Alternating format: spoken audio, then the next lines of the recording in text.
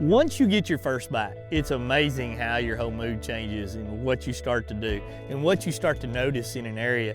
And you know, my first bite basically came thrown across a shallow sandy drop. I'm cranking a Spro Fat John along these drop-offs, and I'm alternating between it and a Little John. Very similar baits, just different actions.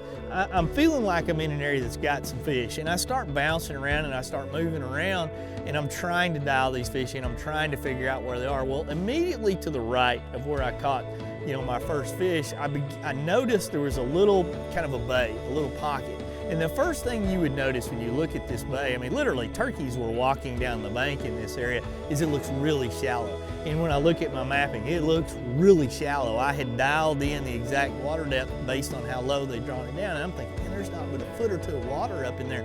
But I've learned in the past, that's all it takes sometimes. You just got to get in there and find where the little ditch is, find where maybe the wind's blowing the bait fish in, and if you can find a little bit of a depression, it might only be 6 inches to a foot in some of these shallow pockets, you can find a lot of fish. There's one.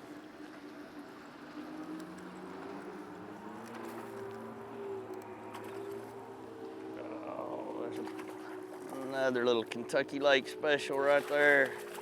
He ate that crankbait a little bit better than the other one. Come here, buddy.